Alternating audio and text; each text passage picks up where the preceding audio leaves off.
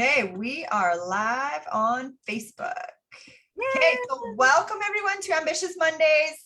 As you know, I've started this interview series with ambitious moms, and so we go live every Monday and just chat, total conversation style, about some kind of a topic that we feel might serve our audiences. And so today I have the Challenge Queens joining us, and Charlene and Noelle, and we are going to be talking about finding and filling a need in the market, building a business around it. And I also thought that it was important to include the fact that sometimes when you're just starting out a new business online, probably in general, but also online, you don't always know exactly what your passion's going to be, but sometimes you just find your stride in something and then you go for it, and then you find collaboration and things just start to work out. And by taking that action forward, you end up finding your stride and your passion in it. So I think you guys are a perfect example of that. So do you want to kind of introduce yourselves and tell me a little bit about your story, and then we're going to dive into some more stuff. Yeah, you definitely hit the nail on the head there, Mara. Oh man, did that ever just happen to us within the last year? So just to give you a little bit of background, I'm Noelle, a co-founder with Charlene of the Challenge Queens and the CQ event agency. But that was not the case just a little over a year ago. So I have an interior design firm here in Nova Scotia, Canada, with my husband. We do renovations, design. We also manage 20 vacation rentals for people. And so, back then, way back then, a little over a year ago, is June 2020, I guess May 2020. I don't sit still very well. And so I was at home for months at that point and was tired of just making cookies with the kids and doing art activities. And I thought, I need to do something to enhance our business, as we can't be in people's homes right now. And so I joined a movement-based marketing course by Pedro Adeo, just to, get the wheels turning, to do something to work on my business. And there I met Charlene, and we both went into his Crush It With Challenges course and just started encouraging one another there. I ran a challenge called Airbnb 101 Kickstart and Run.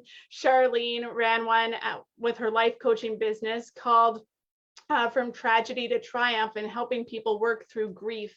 And so coming at this challenge life, I guess, or this virtual online life, from completely different perspectives. We have very different backgrounds, but we met one another there and just became friends and kind of started helping each other. Like, oh, what if you did this with you? Just strategizing, right? What if you did this for your challenge? What if you reached out to these people? What if you, got on this person's stage before you ran your challenge, or asked them to send it out to their email list, type of thing. And so we just kind of became friends that way in the DMs, and just were helping one another's businesses, basically. And then what happened was Charlene knew another man in that same course named David. He was a pig farmer from Ohio, and he was running a challenge called Women, Wine, and the Word.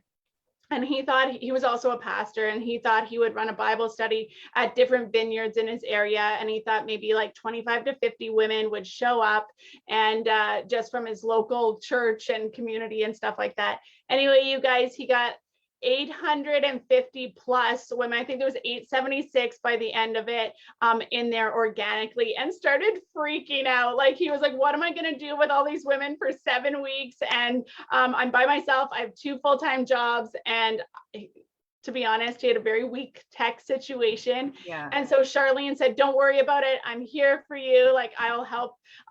She was at home with her daughter because of the restrictions at the time. And so she just hopped in there and started doing some administrative stuff for him.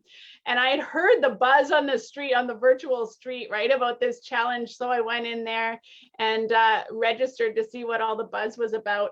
And I was like, Charlene, this registration form is horrible. Like, you're gonna lose so many people's email. What are you doing? And she was like, I don't know how to make it a registration form. Like, come and help us. So I hopped on the phone with David, this gentleman I'd never met, and we hit it off. And so he was like, we need help. You're on the team. Let's do this thing. So honestly, we showed up, we served pro bono. Like, it was just really helping people out in the times of all of the restrictions that were going on, and everybody trying to like reassess their lives and see what they could be doing. I was there out of boredom. We already had a business. Charlene was there out of trying to grow her life coaching business. And David was also there, I think, just to see how can I help people in this horrible time. And so everyone was kind of coming at this from a different perspective, but sometimes you just find yourself in a place where you're willing to help, or like you can't walk by, right? Like I couldn't walk by this registration form that was, no offense, Charlene, poorly put together when I knew how when I knew how to do it really easily in 5 minutes, right? Just from my past experience. And I was like, I have something that can help somebody. And instead of just concentrating on my own thing right now, I'm going to try to build that person up. And so that's how Charlene ended up helping him. That's how I ended up helping him. That's how we ended up helping each other. So fast forward we helped another couple of friends who were also in that course. And then customers started knocking. And we were like, this is kind of 10 weeks into this whole process, right? Where we've helped a few friends, we've done each other's challenges. And we're like, okay, now we don't really know these people so well. Like they're not so much friends anymore. We better put a price list to this because it's taking up a lot of time. It's taking time away from our own businesses and from our families. So that's what we did. We put a very small price list to what we were doing. We didn't know anything about the virtual world. We didn't know how we should even be charging to moderate people's events, strategize with them, and help them put their online event together. And so we did that all the way up to like end of October, November, and I'll pass it off to Charlene to share the rest with you. That's perfect. Thanks so much. And just before I weave into like the second half of what happened, I just wanted to say thank you so much for having us here. And welcome to anybody who's joining us live. If you're here live, please drop hashtag live, hashtag replay. If you're catching us on the replay, drop in the comments where you're tuning in from. We understand this is a global group and of ambitious moms. And it's just such an honor to talk to you guys. This is really cool the way that this unfolded. Like we really realized that the farmer had given us a seed. We had no idea until we came to this one event. So it's Your Message Matters by Pete Vargas. So when we were there, we were like, okay, so if we're looking at this as a real business, where are we at? Because he talks about the start, momentum, and scale buckets.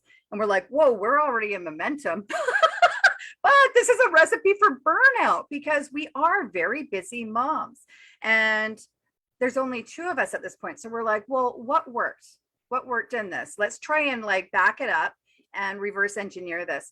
And we realized that at the core of our business was that we actually just care. We care that there's people on the other side of the camera. We care about engaging and creating real community with people. We want people to have transformations. It's fun for us when people get momentum as well as ourselves, and it fuels each other. So anyways, we're like, well, we can invite more people into this. We just have to find the right people to help us, and we'll just train them on this unique inside out perspective that we've now acquired. And guys, to date, we've done 34 events in the past year. It is insane. It's been such a life-giving time. It's been super fun. And we developed this moderators mastermind and in-house certificate program so that we could really oversee this process.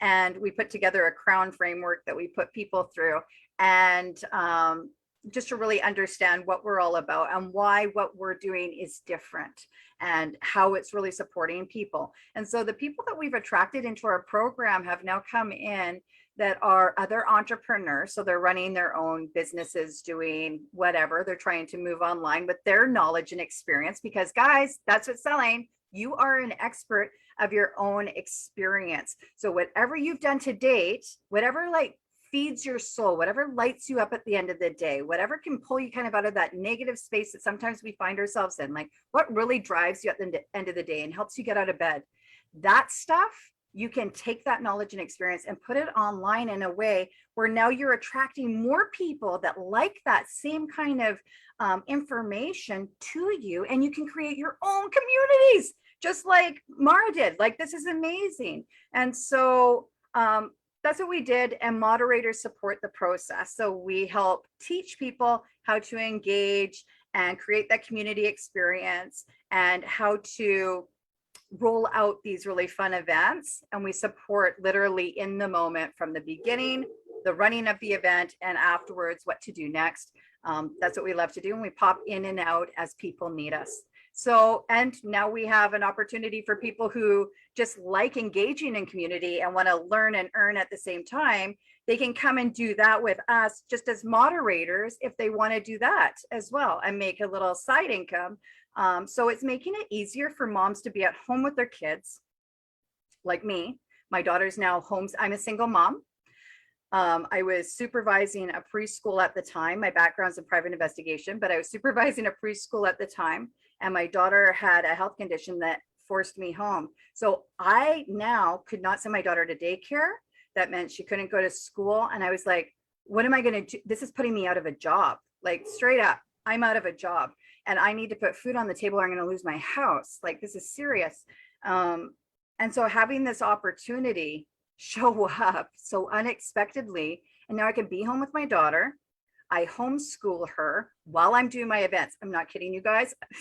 Here's some strategy. Strategy was trying to figure out how to get her to homeschool and not interrupt live recordings, right? So I put my desk here, she's right next to mine, and we have work hours. So she'll do her homeschooling work, I'll do my work. And what's come up now is she's been so curious because she's watched this entire business unfold. So have Noelle's kids, because they'll come in and out as well. And now they're asking us about it. Now they're inspired. My daughter the other day came up to me and she said, Mom, I've got a business idea for you.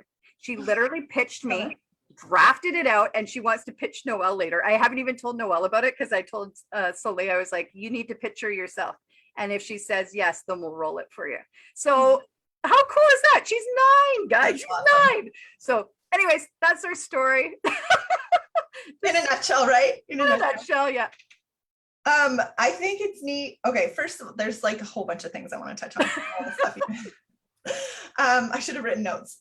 Let's just start with the fact that isn't it amazing how we're in a time or we've created this environment where moms can literally have kids. Like just before we went live, Rhett came in, like he does that all the time because he knows that I'm an easy target when I'm on the lives. He's just like, Mom, can I have this? Can I have this? And you're like, yes, just get out of here for 20 minutes. But also I feel like it's a nice, like, obviously I want to talk about ambitious mom side of things, and how nice is it that we literally get to run businesses where our kids can literally come in and interrupt us and we don't feel like it's this horrible thing where we have to, like, it's just such a nice environment to work in compared to being gone all the time or literally not allowing them to even come upstairs or whatever your situation is in your house. But like, for me, I love the fact that, yeah, it's like an interruption and you apologize for the interruption, but not because it's your kid. You know what I mean? Like, it's just, it's such a cool time to be in business where we can literally, and I think a lot of us tend to work with other moms too. You guys have an agency, so you're working with a lot of different clients, but a lot of who I work with is to moms. And so like, if your kid comes in, like they get it.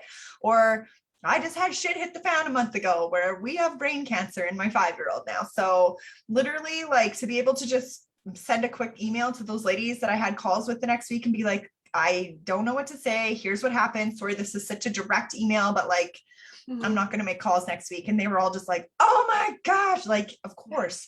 And to be in an environment where other people actually get to lift you up like that is so rewarding. Yeah. And it's such a special thing. But I want to ask you about, Charlene, you specifically. You and I have never talked about this, but I've stalked you a little bit online before. So I know you have a very powerful story. I think we all do. But like, how have you kind of transitioned into from being a private investigator to like preschool supervisor to teaching people about, working through grief and stuff like that? Like, how is that was kind of your first initial business and then this kind of evolved later. So like, tell me a little bit about how you did hard things and it actually ended up becoming something different in your life. That's a really good question. Yes.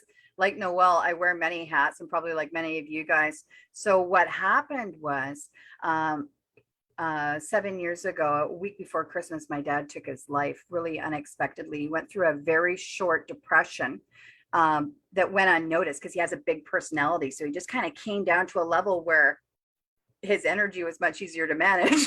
So we didn't actually recognize that his low was actually that low. And I, as a single parent at the time, my daughter was 1, I felt lost in my parenting. I was so consumed in my grief and the why. It was, I felt disconnected between my heart and my head veiled. And I felt I was starting to drop the ball in my parenting with my confusion, trying to piece together what had happened. Literally just like as if my soul was ripped out of my body. So that's where the life coaching stuff was, I believe, really birthed. I had always done it naturally. There are things that you guys do naturally in your lives that you're probably not recognizing is actually your superpower, and your purpose is wrapped up in there, in these really incredibly negative situations that happen in your life and that snowball you and drop you to your knees where you're humbled, just crying out for direction. Your purpose is wrapped in that. And I would encourage you to look there and see what is being birthed in that moment of death, because there is something there. Yep. So what happened was, I ended up reaching out to a lot of people. It turns out I was resourceful at the time, reaching out to a lot of people for support. And I wasn't getting the support that I needed, but I'd always had this background of professional and personal development from my entrepreneur parents. So thankfully, that's kind of what helped me pull myself out. Had a background in investigations at that time, but I was also, as a parent, I had moved into the preschool because I was fascinated with the neuroscience. And straight up, guys, patience doesn't come to me naturally. So I had to learn. Turns out there is a manual. It costs about $5,000 to get a certificate to know how to work. But I learned how to understand why children are behaving the way that they are, that the behavior is a result of a trapped emotion. So all of a sudden, this neuroscience is being married with my professional personal development. And I ended up writing a children's book that's called What Mama Says About Grief. And it helps children navigate, well, families, because the same applies to adults that it does to children. We're at different levels of brain development, so same strategies apply. But how to handle tough times and tricky emotions using healthy strategies to shift the energy. Mm-hmm. And then when I came and met Noelle at the Movement Maker event, I was there I was already doing book signings and whatnot, but I wanted to roll it into a formal coaching practice. So I went to Eben Pagan's, he was filming his book Opportunity live. And I went there, and I found it funny that in Opportunity, I met Pedro and then followed him. And then look what happened, guys. So fun. I love all the slides. So at any rate, but I learned how to use the challenge model as a vehicle to film my course live, connect with an audience, draw them to me, and understand how I could roll it out there and start moving into my purpose. What I didn't expect was that it unfolded this way with Noelle. We did an event recently where we had to go through the 7 levels of why. And I'll pass it to Noelle to share that experience with you guys, because it was very interesting how Noelle and I met at this very important time in our life and what happened. Do you want to share that experience, Noelle? Yeah, sure. So the seven levels of why, I believe, is put together by Dean Graziosi. I think you can find it somewhere on his website. But basically it's like, why are you doing what you're doing? What is your why, essentially? So then you would answer that question, but then you ask yourself why again. And then you take that answer and you're like, but why, but why, but why? Does that make sense? Yeah, why until you cry. And so boiling it right down to the bottom, my 7th why was I want to believe in other people, specifically other entrepreneurs, because I feel like I grew up in a place where I wasn't believed in. And it was very interesting. Charlene had a very different process of 7 whys, because we were doing this as a personal exercise, not necessarily as a business exercise, although we were there for our business, but they had asked us to do what is your own personal why.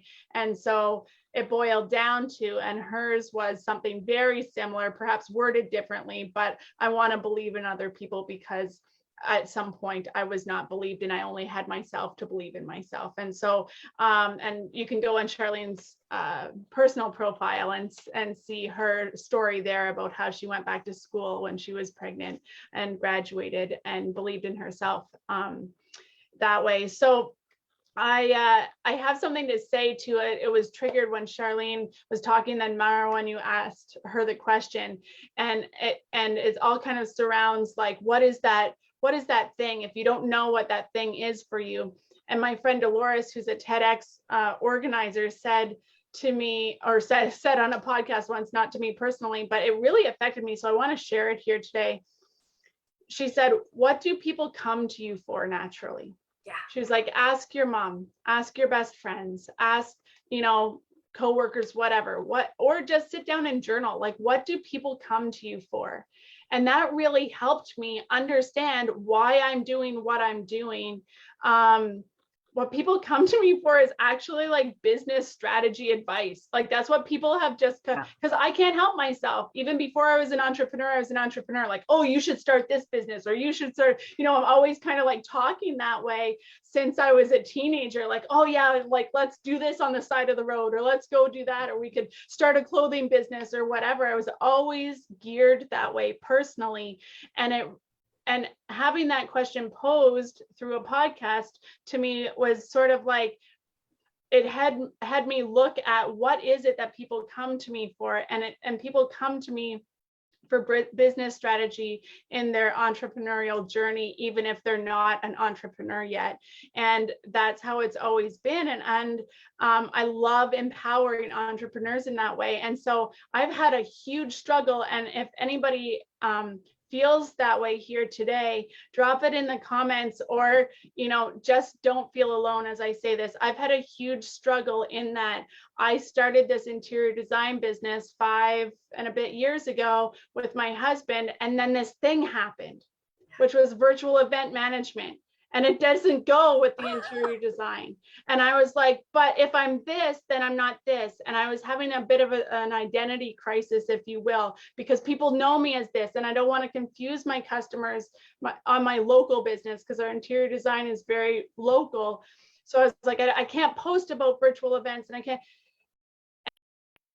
And then when I realized that I'm able to employ local people and encourage them in, their love for design, or their love for home staging, or their love for office management. I don't know what I'd do without our office manager. But what I'm really passionate about is employing those people and empowering them to do something that they love and work at a really great local business, and loving their job. That's what sets me on fire more than interior design. That's just a conduit or a platform. And so when you look at your why, or like when you look at what people come to you for, I could have just written down, they come to me for interior design, or they come to me for virtual event. But then I started looking around, what do my friends come to me for? What are people outside of business? What do they come to you for? And like, honestly, that's probably your why. That's probably why you figure that out. I want to encourage other entrepreneurs because I didn't feel like I was encouraged in my entrepreneurial journey, right?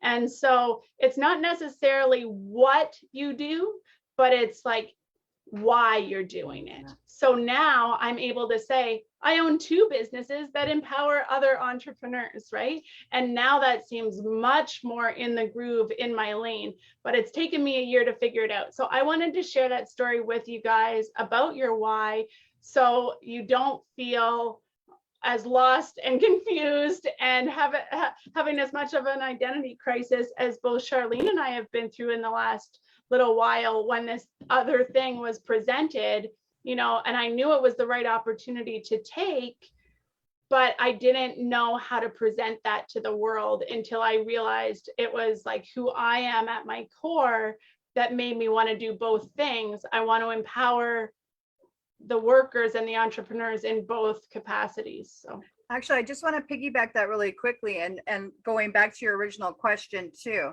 And mine was, how do you marry the investigation and the preschool with this virtual live event management? My whole thing is, at my core, that at a time when a lot of people's lights are going out because they're feeling discouraged and hopeless, we get to breathe life back into them by reminding them of who they are and what comes naturally to them, and helping them, like just breathing on the embers of their soul so they can light up again. Because you guys, it feels amazing to be getting out of bed every day and actually excited again.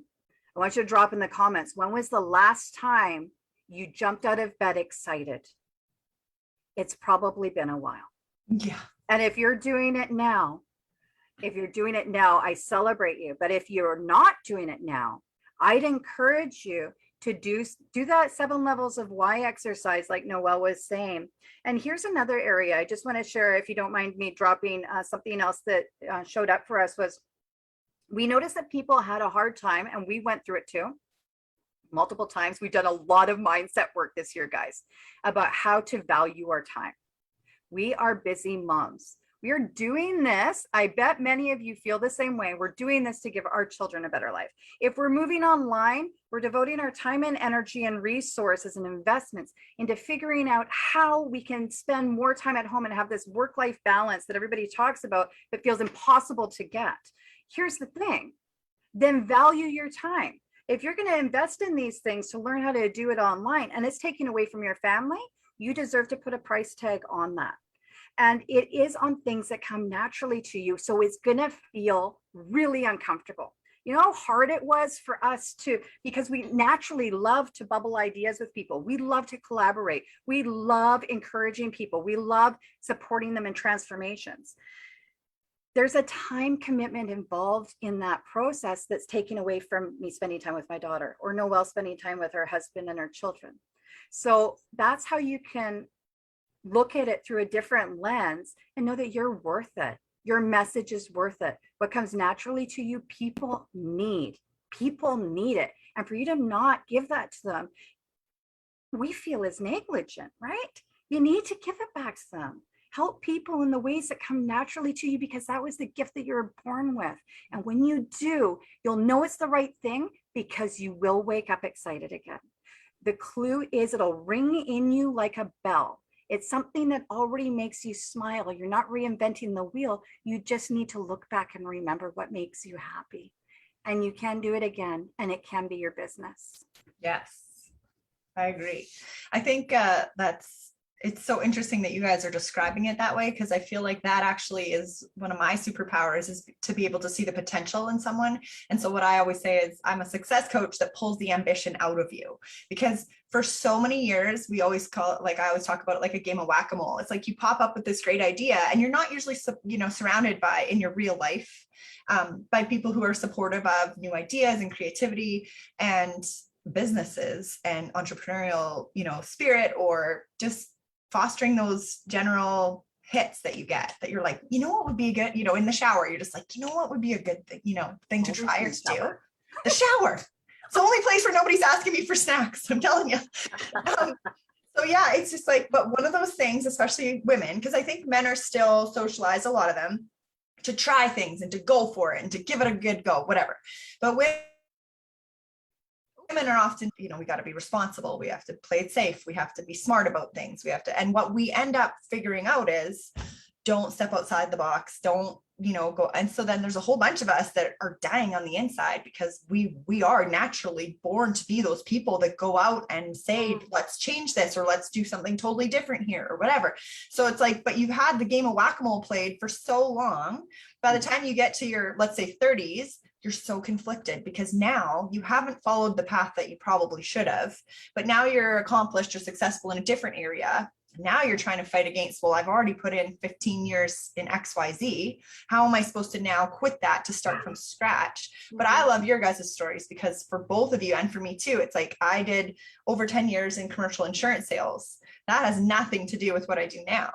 But the interesting thing is that through that experience and that success, you end up using that as a springboard into the next thing you do. So it isn't starting from scratch at all. It's starting from experience. Right. But we screw ourselves over as employee mindset, thinking that we have nothing to offer over here, which is just not true. So for me, going through insurance for all those years, I watched women who I worked around. I was always the driving, aggressive, like gonna do everything the boys can do kind of a person, because I have 5 brothers, and that's my thing. That's my story. But I just watched so many women sell themselves short because, well, I just don't really like that pressure. And I'm like, pressure? You're making a third of the money I'm making. That is pressure. Like, I'm just, what? Or like, I was leaving because I wanted to go into real estate investing, and I offered my assistant, because I knew she had it in her. She's got the balls. to come step up into the sales role and take over my book and take it over and go. And she was just like, no. And I was like, this is double your paycheck instantly. This is a double your paycheck raise. We're offering it to you. I will stay for 3 extra months to make sure that you train properly. And she's like, I just don't like that kind of pressure. And I'm just like, wow. Like with it, she was going through a divorce, but she would have had total flexibility with her time, because as a commission salesperson, you do have a lot more time. She would have all the benefits of everything plus double her paycheck. And I was just like, how is it possible that you don't believe in yourself enough to think you could go do this role? Yeah.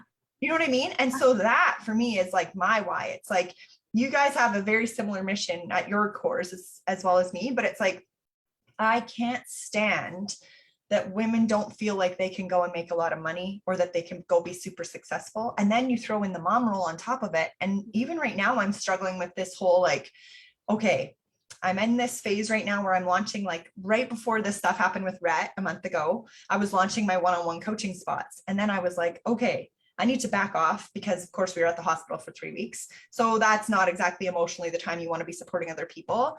But also through that, because I've done so much personal growth, I realized that all of that stuff and my sales background and all the things that led me to here actually prepared me to go through that hard time, which we're obviously still not out of, but it's, you know, like we're good, we're home, we're good, you know, we can move to the next step.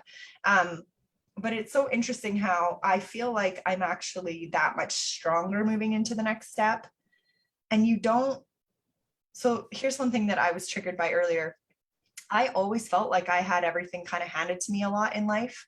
And I was like, man, so many other people have these great stories of these hardships and how they pulled themselves out of whatever, XYZ. And then I'm like, well, I guess I might have manifested some kind of a problem. I just didn't expect it to be brain cancer in my kid. But now I have that story too. And I wish that I still had the story I had a month ago, because you know how you go through those hard things and you're like, what the hell was I complaining about before this?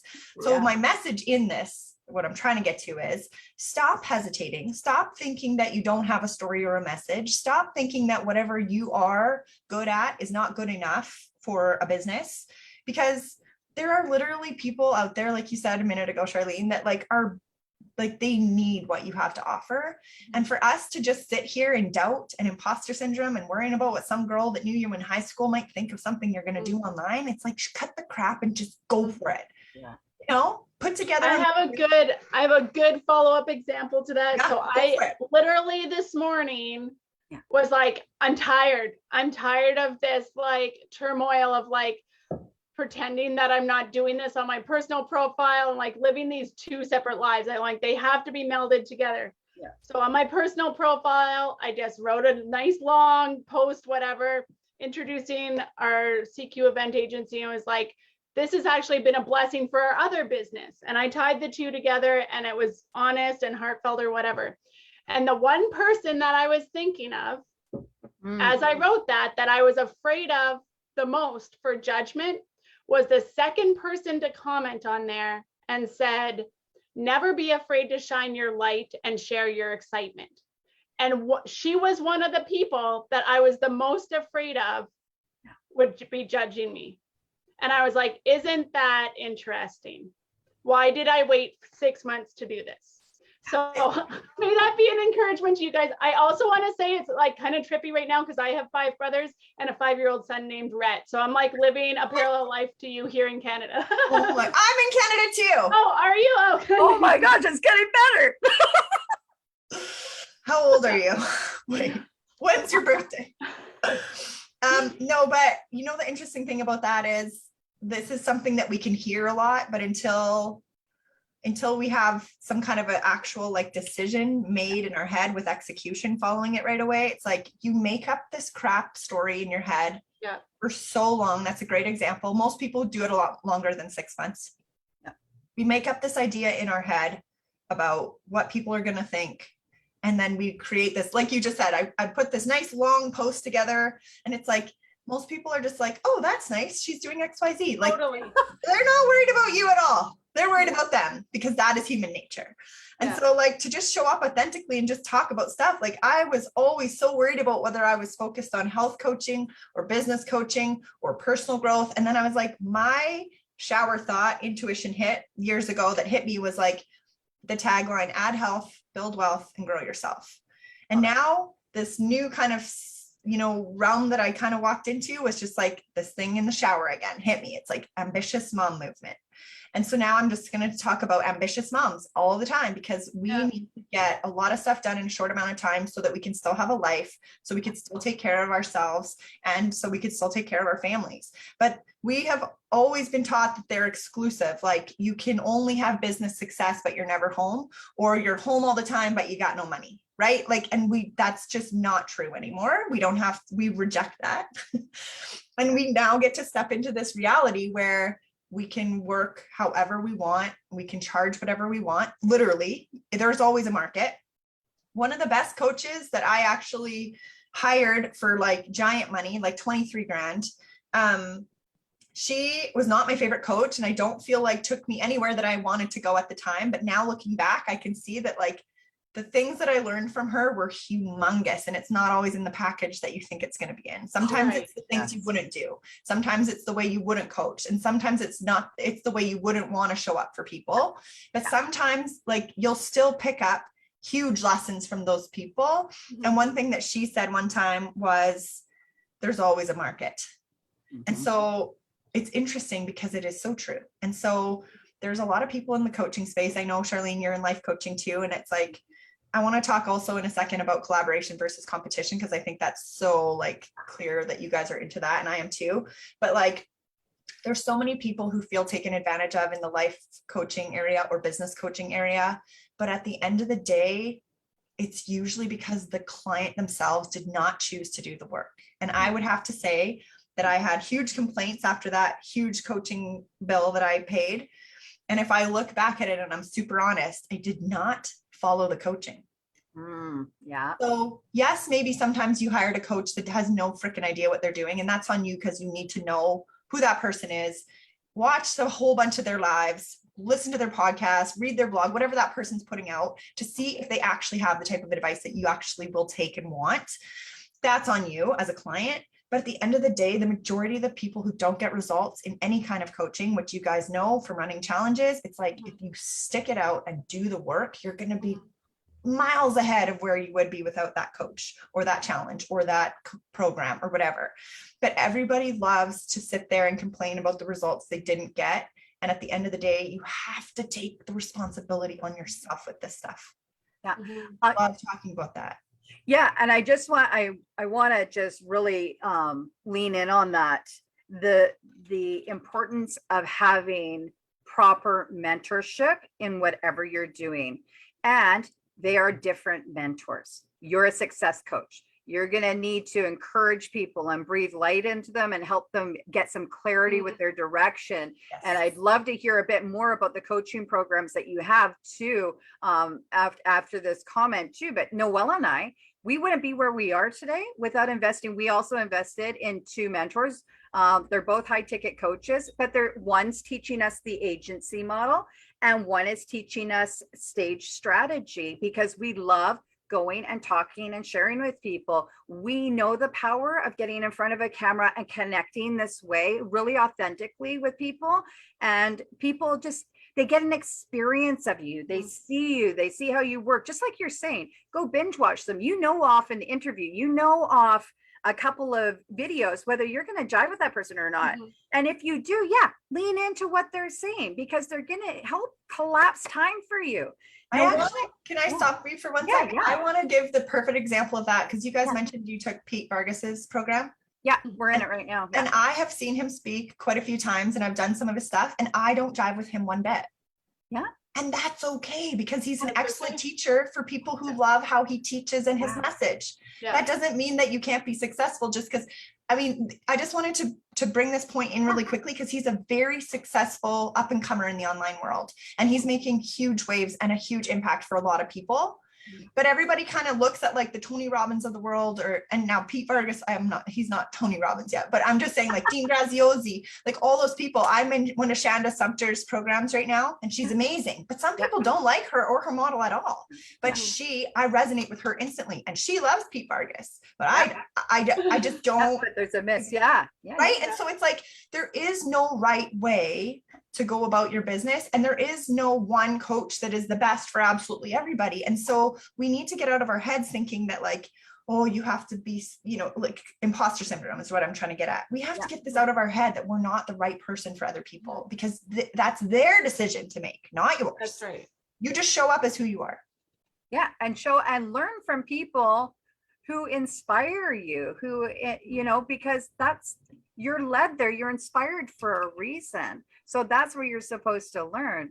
So, you know, and show up for the people that are showing up for you is what's really important, because like if we are always concerned about who's not showing up for us, like if we're concerned about the people that are not our ideal client, then we're kind of forsaking our ideal client who are showing up. So even if you have like 2-3 clients, you got to show up for them as though they are the 100 that you want, because actually that's how your word of mouth is going to spread. And that's how, like, if you're serving the one, you're serving the people right in front of you. That's how your business is going to grow, not if you're distracted by the people that aren't showing up for you. So can we talk about that point really quickly about how social media has changed a lot lately, and your engagement is not necessarily what your actual engagement is? I mean, we've always kind of said that, but it is so true now. If you think about your own habits on social media, you'll constantly forget to engage on someone's post and then be like, oh, I should go back and actually say something because we're all in business together. We want to support. But like, we are in a world now where the likes, the comments, the views, the whatever, like, it's not the same as it used to be, which is why the algorithms keep shifting to like, well, how long did that person actually read your post? Well, how long did they stay on your video? Like, that is the engagement metrics we are now chasing, as opposed to the old school where it was just the likes. And then it was just the comments. And then it was like all these engagement type. I mean, those all play into things, especially in groups and stuff like that. But it's different now who watches and who is being impacted, and you don't even know it. And the mindset around this high school people that used to know you 20 years ago, like, we got to get out of that. We got to choose to get past that, because those are not the people that we're serving. Oh my goodness. Something really important came to mind as you're mentioning that. And I 100% agree. When you run, if any of you are interested in running if you run live events right now and you've experienced this, drop it in the chat. Because all of us have at some point in time, I'm sure. But we have, you know, there's different, when you're stepping out of the box and you're facing fear and you're doing something that's let's say like a live event, or you're going live in your group or whatever, you're going to feel nervous. I'm super extroverted and I felt like I wanted to vomit repeatedly. You mean at first? 6 months. For like the first 6 months. Like sometimes I still get a little nervous. And when I get nervous, that's like that clue that who am I trying to be in this moment? And I actually just need to take a breath and sit in my heart and be like, what message do I need to share? It's coming up for a reason. And when you're running your live events, sometimes people go through this mindset thing of, you know, looking at the numbers of people who actually showed up live. There's always going to be a really small percentage of them that show up live. And there's going to be a ton others that are watching the replays. Some are going to comment, some aren't. But people are hearing your message. This is now like a global reach, you know, like people are from all over the world. So when you show up, just sit in your heart and ignore everything else. Just share the message that needs to come up for that one person who needs to hear it, because you have it coming to you for a reason. Somebody needs to hear that day. And if you're coming from that space, you'll notice that you get a really good response and you feel less nervous when you're on the camera. But it's not about the amount of likes that you get. It's about the impact that you're making. So yeah, I just hope that supports somebody that's listening today. Yeah, I love that. I agree with you. And another like just strategic kind of thing is, I think it's really important to go into groups and to go live in groups if you're growing your business, to people that are kind of like your audience anyway, you know. And I'm not saying like take people from other people's groups, but just like go in and meet people just like you would at a party or at any other social gathering before we were virtual. Like, I think if we measure the metrics, like I kind of got caught in that the other day in my interior design business, because on stories you can see like who just swiped through, right? And I was like, why did those 5 people just swipe on by? You know, I wasn't paying attention to the 53 people that stayed and watched it. I was like, why'd those 5 people swipe out or whatever? And then And I was like, I can't even go there. Like, I can't even look at those vanity metrics because it doesn't take me to a very good place in my head. Like, why would I want to go there? But what I realized is, like, if I go live in a private group, like our private Challenge Queens group, which you guys are free to join, by the way, but like, if I go live there, then there's like actual conversation happening. Do you know what I mean? Like, there's actual conversation happening in this ambitious moms group. And so for me, like, in terms of growing my business, I'd rather like do it in a natural way where I'm conversing with people and only talking, like answering the questions of people who actually have the questions. You know, like if they respond to my live, then it's probably because they have more questions about it. And so then we start a natural conversation. Like, if I get hung up in those, and I have so many friends that are hung up in the vanity metrics, but if I get hung up in that, I'm just not being my best self in my business. I'm not presenting myself from a place of like a servant heart or like serving my community. I would then switch my thinking to like, oh, I need to say the right thing so that I get so many people to watch and not swipe by. And like, we just can't come at business in that way. That's not, just not the right mindset. So I think that that's like the perfect way to lead into the last thing I wanted to talk about, which is the collaboration versus competition. I had a girl message me the other day. First of all, she was talking about how her engagement in her group went way down all of a sudden and what's going on and blah, blah, blah. And I was just like, don't forget that it is August and people are still in summer mode, or they're getting their kids back to school or whatever. Like, it might have just been an off day. Like, don't worry about it. Just keep showing up. That is not how this works. But the other thing she said was, she's like, I watch all of your interviews and I love them and thanks for putting them out and blah, blah, blah. And she came in through the summit that I hosted. And but she said, like, I can't remember what her exact words were, but she's just like, how do you, I should pull up her message just because it was so good, but it was such a valid point. She was just like, how do you get to a place where you feel comfortable collaborating with other women that are in the same space as you? She's like, I feel like I'm too competitive. And it was so funny because years ago I would have been like, yeah, rah, right? Like my insurance sales background, it was like dog eat dog world, like shark pit, like whatever. And now it's like, oh, I'm so proud of myself because it didn't even irk me for a second to compete. Like, it's so nice once you've gone through enough personal growth, which is what I believe is the foundation for all of success. But like, the fact that you will get further faster if you collaborate versus competing. And it has a lot to do with energy, and it has to do with alignment, and it has to do with connectivity, and it has to do with, man, it just feels right. It's the right thing to do. It feels better. In the long run, you're going to have a lot of friends and connections. Like, even after hosting that first summit, this is my example of a pure collaboration environment.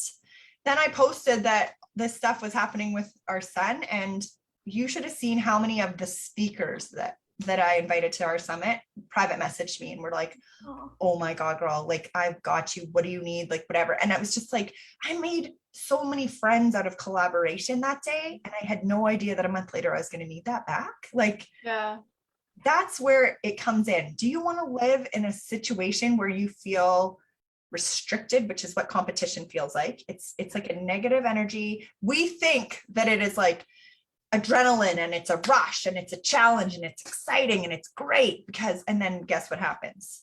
You guys have experienced this before. You burn out bad.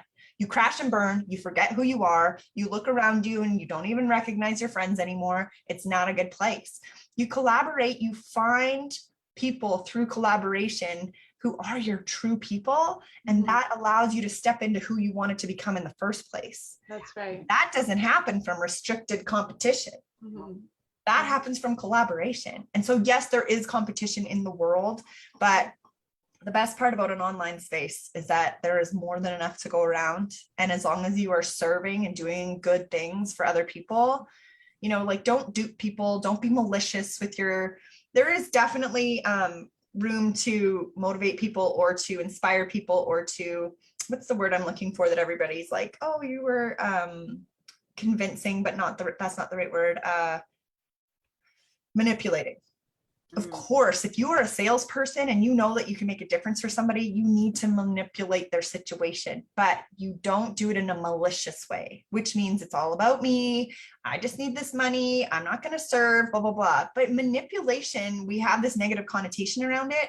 And I believe that that is because it's like a salesperson. There's like a negative connotation around that. Nothing happens in this world without sales. Yeah, You that's true. cannot buy your food. You cannot, there's some kind of exchange happening, which is sales. And so we need to step away from this, like, oh, you're manipulating people. Well, that's just psychology. And if you study psychology, you can give people what they want so that you can deliver what they need.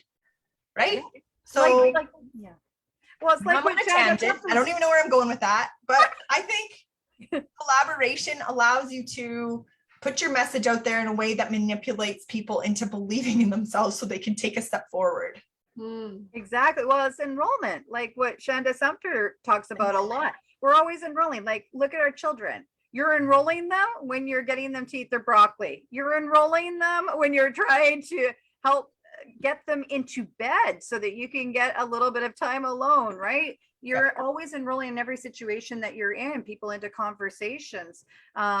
It's not just about money. It's not just about, I heard something recently too, guys. It was like, what do you really consider profitable in your life? Like, what does wealth look like to you in your life? Is it really money? What are you doing all this for? What is wealth to you? Yeah. But collaboration versus competition. Whoo! Yeah, that's a big one. I know Noelle's definitely got something to say with this. Nobody's going to be you. It doesn't matter. The same, you could be doing the exact same thing as Noelle and I, have the same templates, have the same systems in place. At the end of the day, my experiences, your experiences have brought you to where you are now. We talked about this a few times. I'm going to revisit it. It's called transferable skills. You have transferable skills in every single experience that you've had. If you actually wrote down all of those, and I encourage you to, if you're having kind of a bummer moment, I want you to pull out a piece of paper and write down from every job that you had. I want you to write down the top 3 things, the top 3 skills that you were really sharp in. What character traits did you need to be able to do that job? What did people recognize in you? What was your strengths in all those areas? And then take a really good look at that entire list afterwards. And all of those things can roll into something new for you. And you can use your past experience to leverage whatever new path you're moving into now. And with the help of like Mara helping you as your success coach to really understand that clear path forward, you want to have somebody help you with that, because you need somebody to kind of narrow the focus. We can tend to get lost in all the distraction of everything. So you need a mentor to just kind of like funnel it in and be like, here, now that you have this, let's apply it here. Let me help you with that journey to make sure it unfolds. But then you'll realize that there is no competition, because nobody's gone through what you've gone through and nobody can speak to it in the way that you speak to it.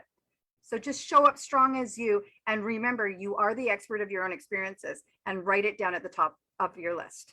I am the expert of my own experiences. I am qualified to talk. I don't need a certificate on my wall to tell me who I am and what I can do for people. I can help people because I've lived through it, and what I've lived through has meaning, and I can help you. I totally agree. And I don't have much to add to that because that was very well said. But what I will say is the power of mentorship will actually reduce that idea of competition in your mind, because you'll actually be in a group of people where you recognize how unique your situation is. Whereas like if you're just doing the solopreneur thing and you're not kind of like in a group coaching session, or you don't have a one-on-one mentor who's telling you like, wow, that's really unique, or like, wow, I've never heard anyone else doing this. That is what spurred Charlene and I on, like, really no one else is doing this, like, really, how did we fall into this, and we recognized that we were actually helping other individuals within that small microcosm society in our mentorship group. And then we realized, okay, if these people are getting value from it, then the greater good is going to get value from it. And so that's just part of the power of investing in yourself, like Mara does, and like we've done as well, with getting a coach or getting a mentor in that way, because they will help you put that into perspective, to recognize, like, it is so easy to go there when you're just scrolling through Instagram or Facebook being like, oh, this person has it together, that person has it together. But really, you also have it together. You may just not have the same types of posts as them, and that's good, because that makes you unique. Oh, and with that said, the power of investment as a final thing today from us, as a give back to you guys, the power of investing in yourself is huge. It's a back to front mentality, you guys. Expect it to be uncomfortable. It was really hard for us to invest $20,000 in mentorship, and another one $30,000 in mentorship. It's hard. It's like, whoo, I don't know if I have that money. It's a scarcity mindset. Man, it's going to keep coming up and slapping at you. You must do it. It's actually the secret. The secret is you must do it. If you have the first payment, you are golden. It will continue to unfold for you. As I've discovered, I'm a single mom, you guys. I did not have that money in my bank. You know what I had for the Crush It With challenges that I got into, where we've all participated? I had the first payment. I had the first payment. I had an inner alignment that rang like a bell, and I was like, this is it. I know this is it. I don't know why. It's not logical. Nobody else is on board with me. Nobody. In fact, they told me I was stupid to do it. And I would have missed touching 34 lives this year and many, many more, and helping them light up again. And that's a lot of light and love going out to the world. I would have missed my call. That first payment changed your life. First payment changed my life.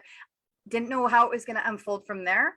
And there's some days where I still don't, but I do trust, because I've had the experience now, that it will show up as long as I'm doing what I need to do, and I'm putting one foot in front of the other, and I'm investing strategically in the right person who's done what I need to do and who I believe can really help me. Then I'll continue to invest, and it's collapsed time, and it showed up in really unexpected ways. I encourage you, if you do not have a mentorship, look at Mara. You're in this group for a reason. You were called here for a reason. Why are you here? What is it? What is it that you love about her? Tell her what it is you love about her, and tell her, I need more of that in my life. Because what you see in other people that you admire and appreciate and respect, you already possess that inside. You just need to show up with them so it comes out stronger until you believe it and can see it for yourself. So let her help you. She's here to support you. She's showing up for you. She's bringing awesome speakers in so that you guys can be lit up and step into a power and be really present and amazing moms for your children, and have fun with your life again, because we're here to remind you that it is possible. Thanks, Charlene. That was really well said. I appreciate it. Okay, well, I think that is probably everything. Did you guys want to drop? You're going to drop some stuff in the chat or on Facebook after this, right? Some free gifts and some links to find you and stuff. Okay, perfect. Yeah, so since we want to encourage entrepreneurs, we've developed a quarterly planner for entrepreneurs. So that is just like a drag and drop kind of thing, where we've laid it all out for you, and you can just fill in kind of your goals per quarter. We plan quarterly. We believe that if you're like zoned in and focused, then you'll get further faster. I loved how you said further faster, Mara, because our hashtag is stronger together, further faster. We really do believe that if we encourage each other, build each other up, then we're all going to get further faster, and that's the zone that we operate in. And if you operate in that for long enough, the competition idea just falls by the wayside. Well, I think that's why we're attracted to each other, right? To work together and to collaborate. And also, for anyone watching who's like, yeah, this sounds cool, you can be this too. You just have to reach out to us and be like, hey, where do I start? And we'll help you. There's so much support out there for anyone who wants to dive into this stuff. The only person stopping you is you, literally. So get your butt in gear, reach out to one of us and get connected with some free resources or some coaching or some good groups that we're all in. Like, there's so much support available for you to get going. If you're sitting on the sidelines and you're scared, that we've all been there. Don't worry, you're not alone. We can help out. So I think that's another thing, is that a lot of women sitting on the sidelines are like, oh, I don't want to reach out. Like, I don't want to DM the person because what happens if blah, blah, blah, blah, blah. And it's just like, just reach out. We're not going to bite you. This is not some weird, this is social media. It's social. Just talk to us. especially people who you think are outside of your reach. We encourage you, if you're scared, do it anyways. What's the worst they're going to say? They're not, if the worst that's going to happen is somebody won't reply, or they'll be like, hey, why'd you message me? Yeah, then you just answer them. But I can tell you, Noelle and I have reached out to people. It's a very uncomfortable position that are way outside of our, what we consider to be our space. Perceived, outside of our perceived space. Perceived space. And we've had incredible results come from that. And it's given us great movement in our business. But it's because we stepped on the other side of fear and went, oh, I did it anyways, it's already done. We're just going to wait and see how that unfolds, because when you put that wheel into motion, it's inevitable. Whenever you do an action, it has to have something result from that. So make sure you're making strategic actions and take some risks in your life that are calculated risks that you think will propel you forward, and be open and curious for the surprises that will happen, because when you're stepping into your purpose, your life will unfold as it's meant to. Mm-hmm. Yeah, I agree. And that just sums up the whole theory about that you'll know your why maybe, but you're not going to know the how, and you have to let go of that control and just start stepping forward, right? Hard to let go of it. I love to know A, B, C, D, E and onward, but you have to. You're not in control of the outcome. Your outcome is not as good as what the actual plan for your life really is. So why don't you let go of what you think is best for you and step into what is actually meant for you and enjoy it. Yep. Love it. Okay, ladies. Well, we are way over time, but so thank you so much for coming and sharing, and please drop your links in the chat in the Facebook. And yeah, thank you so much for coming and sharing, and I look forward to the next time we collaborate. Yeah, same here. Thank you for having us so much. Yes, thank you so much. Have a great day, everyone. Cheers. See ya. Bye.